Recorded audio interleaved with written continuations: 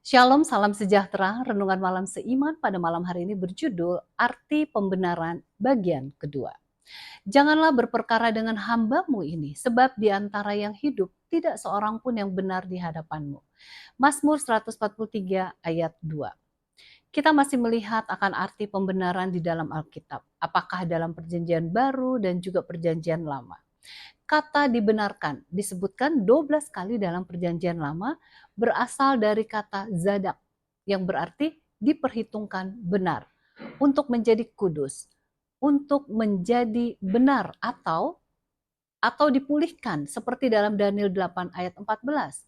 Untuk menjadi benar dalam perjanjian baru, kata dibenarkan disebutkan 31 kali dalam bahasa Greka dengan kata dikaio, berasal dari kata dikaios yang berarti adil atau menyerah untuk adil atau benar. Kata lain yang dipakai termasuk membenarkan digunakan 8 kali dalam KJV, dalam perjanjian lama yang berasal dari kata zadak, dan 37 kali dalam perjanjian baru yang berasal dari kata dikaio. Berbicara mengenai penggunaan kata benar, membenarkan, dan pembenaran, seorang ilmuwan yang bernama Norman H. Snaith mengatakan, penggunaan kata ini, kecuali dalam buku Amsal, apakah dalam perjanjian lama dan perjanjian baru, juga telah diterjemahkan menjadi kata benar dan kebenaran.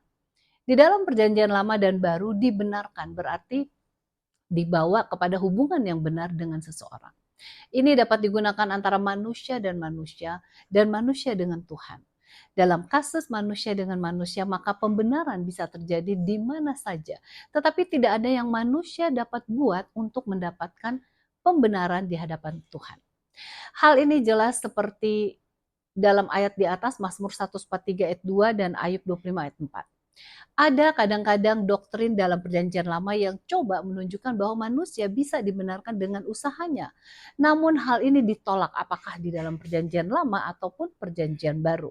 Yesaya 57 ayat 12, Yesaya 64 ayat 6, dan oleh Paulus dalam Kisah 13 ayat 37 dan Galatia 2 ayat 16. Dengan menurut hukum Tuhan dan pengorbanan dalam kebaktian benar, seseorang dapat terus memelihara hubungan yang benar dengan Tuhan.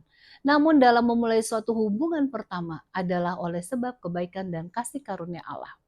Pembenaran adalah langkah pertama dalam proses keselamatan sebagai akibat dari memberikan sambutan kepada kasih karunia Allah. Langkah dalam berdamai dengan Allah. Kita dibenarkan oleh sebab kita dianggap benar oleh karena Tuhan membenarkan kita yang memiliki iman kepada kasih karunia Allah. Semoga iman kita tidak akan pernah luntur dalam hidup kita. Kiranya Tuhan memberkati.